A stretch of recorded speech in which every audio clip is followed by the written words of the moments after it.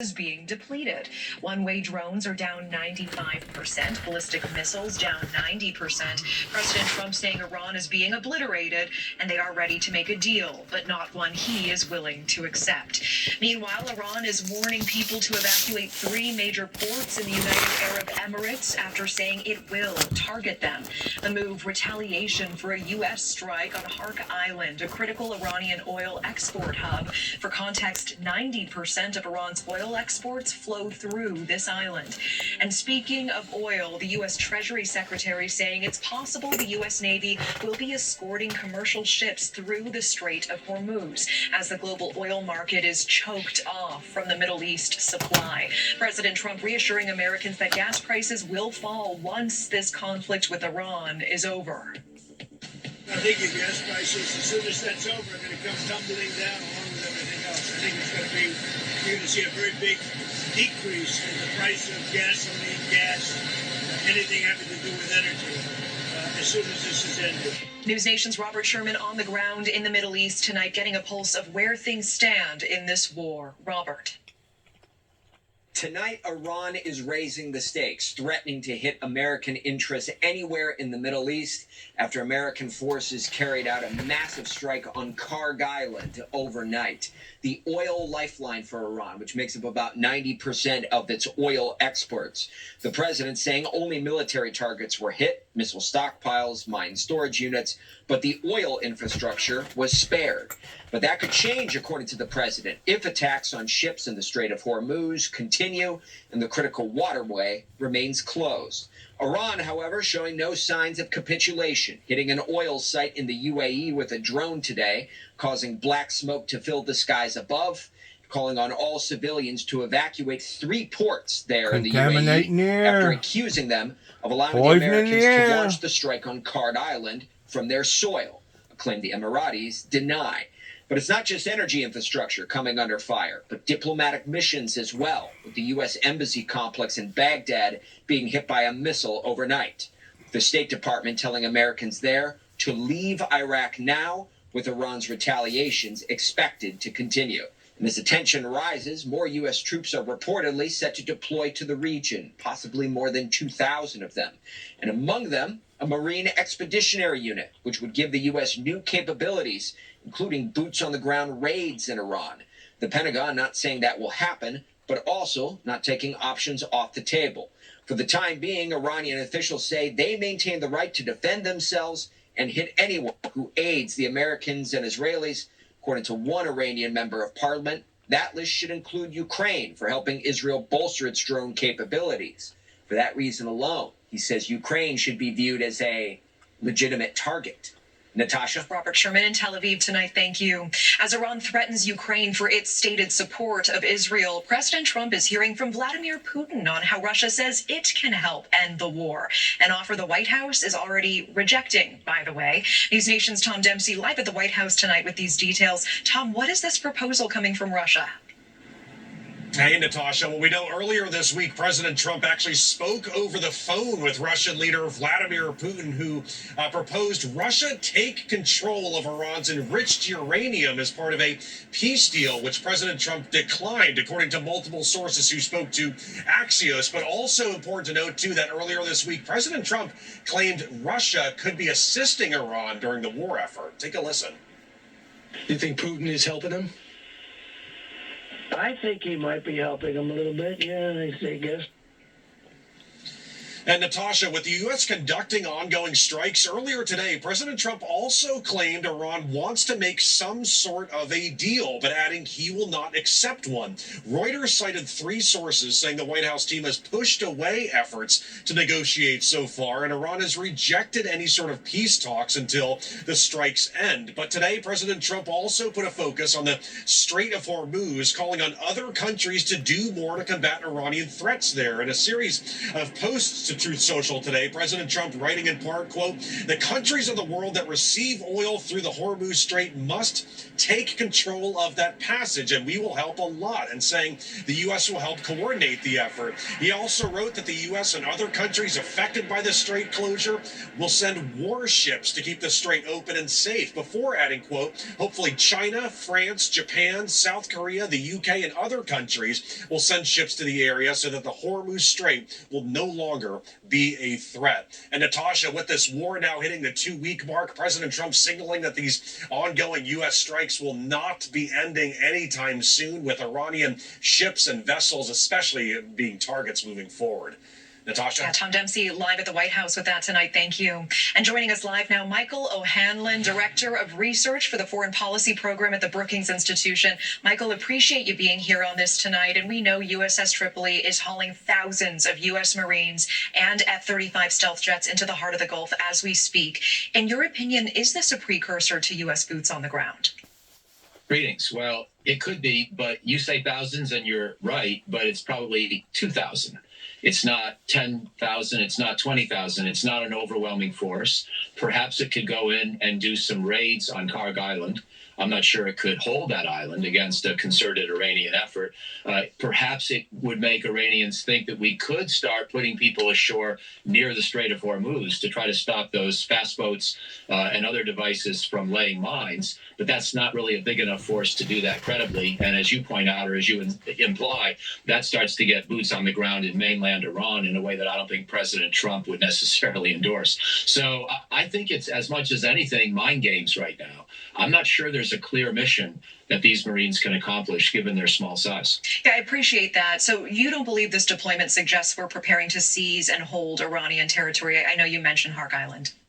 Yeah, I don't want to rule it out as a possibility, but the island is itself maybe the maximum ambition that size force could really envision doing something about. And I don't know that, again, the 2,000 Marines is enough to hold the island, even if they took it. So I think it's more plausible as a raiding group that could go in and destroy certain infrastructure, which, of course, we can destroy from the air without having to put people ashore. So I tend to think it's more a question of creating options, not so much for ourselves to invoke, but to make Iran worry about. And again, I don't think it's a particularly large capability for what you might want to do. One last thing, although I don't think this is plausible either, but it's the kind of mind game President Trump may be trying to play, is to go in and take that highly enriched uranium. I think that would take a lot more than 2,000 people. And maybe special forces would be at the tip of the spear, as opposed to Marines, who are special force enabled and trained, but who aren't really considered quite as specialized as, say, a Delta Force or Navy SEALs. But that's one more set of options that President Trump may be trying to make the Iranians worry about. I want to ask about the Strait of Hormuz as well. Is an international escort a viable strategy here, or is it just providing more targets for Iranian projectiles and a direct path to major escalation? I guess I'm wondering, if the U.S. Navy does provide escort here and the U.S. Navy is struck, what happens then? Yeah, it's an excellent question. I think that this is a close call. And Iran feels confident that when they have American troops, even with all our fantastic weaponry and our fantastic training, in close proximity to where they operate, where they can bring their guerrilla or covert or insurgent tactics to bear, they feel pretty confident they're pretty good at fighting us. They provided a lot of weapons to Shia militias in Iraq during the 2000s there. They attacked us, of course, in Beirut and at Khobar Towers over the years. I think they would be willing to have a fight, especially given that the new supreme leader has dead family members coming out of this war and probably is in a mood for retaliation. So, in terms of who would win, I think we would have to consider putting forces ashore to actually deal with some of these fast boats and other methods that the Iranians could invoke to try to deploy mines. And then, of course, there are the drones and the missile strikes where you could have a lucky hit against a Navy destroyer and you could lose dozens of Americans in one fell swoop. I'm not saying we would lose. I'm not saying we would fail, but I think it's a much riskier kind of operation than what we've done so far. And just a tinderbox of a situation, it sounds like you're describing as well. I want to get your thoughts on Russia, namely Vladimir Putin, his proposal in this war war. We know he was on the phone with the president today, and he's offering to take Iran's enriched uranium off the table, sending shipments to Russian territory instead. Is there any world in which we can trust Russia to gain more radioactive material here, or is this just a shell game and moving things around? That's another great question. The first instinct that I would have, and probably you and most people, would be to say, no, we can't trust Putin as far as we can throw him. But it's also true that going back even to the dark days of the Cold War, the United States and the Soviet Union did cooperate on preventing other countries from getting nuclear weapons. And we both had an incentive in being part of a small club, where even though we watched each other's nuclear programs with a hawk's eye, we didn't want other countries to get that. So I wouldn't think it's not adequate for Putin just to say, I'll take it for a while. But if there were some kind of a situation where Putin promised to keep it forever, and we all somehow compensated Iran financially for it, and then the International Atomic Energy Agency could verify it, I wouldn't immediately dismiss it. I'd be very untrustworthy of Russia, or very untrusting. But this is an area of nuclear cooperation where the superpowers historically have actually done pretty well, even in the worst of their moments with each other, at preventing other countries from getting the bomb. If it's the only path out of this crisis, we may want to think about it a little bit more. Wow, that is an unexpected answer. That was not on my bingo card tonight. What would you say to, I can picture some of our viewers just shaking their head vehemently and saying, yeah, we should not be giving Russia Iran's enriched uranium in this scenario? Well, I mean, Russia has 5,000 nuclear weapons. If Russia wanted to give Iran nuclear weapons, it could do so. But Russia doesn't behave that way. And the United States has never behaved that way. We don't go around giving other countries nuclear weapons. And this is not even a nuclear weapon. It's bomb fuel that's not yet ready for a bomb. And all I'm trying to say is if it were the only way to end this war, and then we could actually have some inspectors with eyes on the ground looking at it going forward, international inspectors, I would want to spend more than just 5 minutes dismissing it. I don't blame President Trump for his first reaction, but there may be a basis for at least a little further investigation here. Appreciate that perspective. Michael O'Hanlon, thank you so much for your time tonight. All right, with the U.S. at war abroad, attacks on the homeland seemingly surging right now. On Thursday, we were monitoring this. A man opening fire on Old Dominion University in Virginia. In Michigan, meanwhile, a major synagogue attacked. A man ramming the house of worship with his car before he started shooting. These incidents unfolding just 2 hours apart.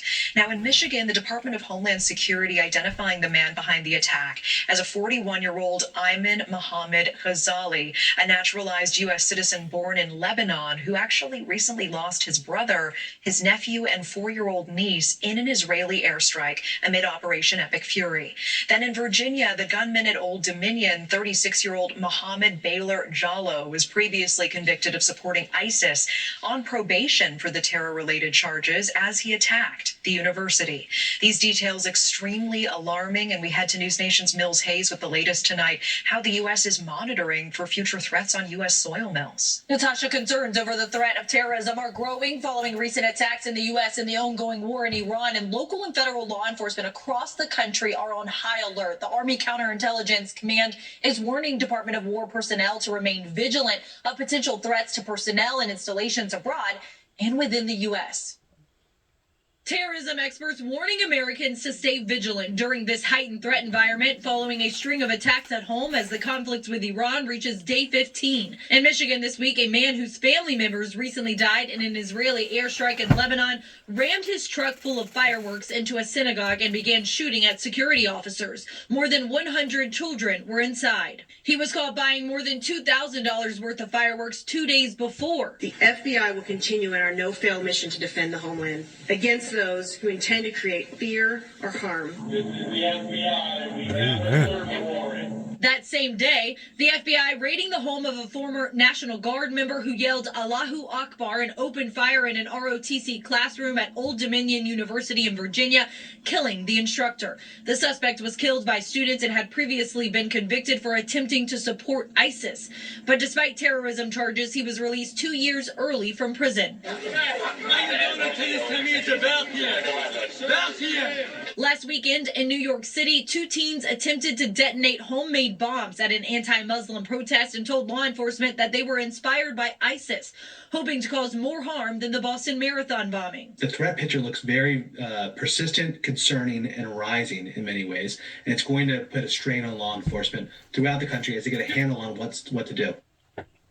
While we don't know if these people were motivated by the war in Iran, experts say that Americans should remain vigilant. And the biggest concern are lone wolf attacks from people self-radicalized online and inspired by the conflict, Natasha. Yeah, Mills Hayes tracking that for us tonight. Thank you. And for more, we're welcoming in former FBI Special Agent Rich Kolko. Rich, really appreciate you being here on this.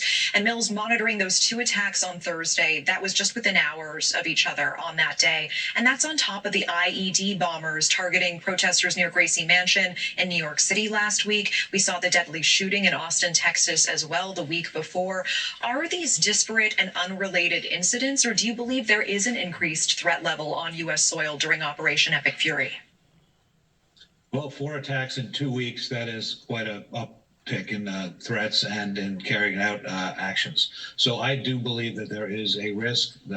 We have these self-radicalized groups or people that are sitting in their basements, they're watching the videos, they're talking on gaming apps, they're getting ideas. And I think a big part of it is learning, what other people have done. When you talk about what happened at Old Dominion University, he specifically said he was interested in what Major Hassan had done at Fort Hood way back in 2009 when he'd gone on an army base, and you see the mirror some of this. I just mentioned that in one of my other videos.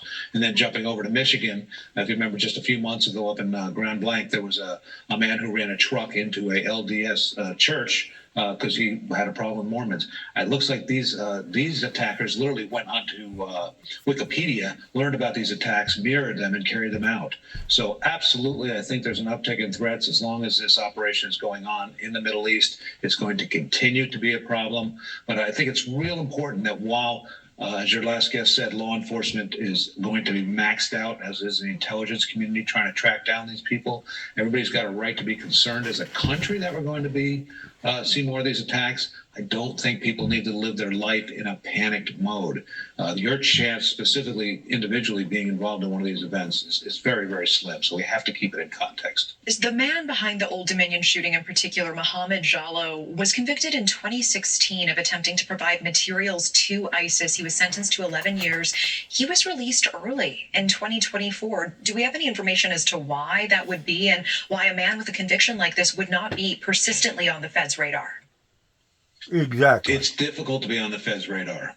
He was on federal probation, which means he meets with the probation officer on a regular basis. Probation officers are trained to look out for any unusual activity, which they would then report to an investigating authority, in this case the FBI, to say this person, may become a problem again. But we know recidivism is a problem for people coming out of prison. But when you think how many people have gone to prison for various charges, the investigators and the investigating teams just don't exist to follow these people and keep up with all of them. There has to be a predicate to start a new investigation. There has to be some sort of offense. Meanwhile, in Michigan, the man who attacked the synagogue, or at least suspected of it, Ayman Mohammed Ghazali, naturalized citizen from Lebanon, recently losing his family in an Israeli airstrike on his home country. Is there any way our intelligence agencies would be aware of information like this? That's a difficult one as well, especially when we talk about these independent people, these lone wolves. When you talk about a sleeper cell, you talk about a group, you talk about the mob, anything like that. The old Al Qaeda groups, they were communicating, they were sharing, they were transferring money, they were traveling, they were doing things that investigators could follow up on. It made it actually easier. But when you've got one person who comes up with this idea on their own, it's very, very difficult for investigators to begin that investigation without that tip. That's why that see something, say something is so critical. Somebody's going to see that somebody's acting a little unusual, a little odd. We saw the man who went into the synagogue in Michigan had gone and bought, $2,000 worth of fireworks using his own personal credit card. And the FBI interviewed that store where he purchased them, and they said, not that unusual. We have people come in and buy $5,000 worth of fireworks all the time.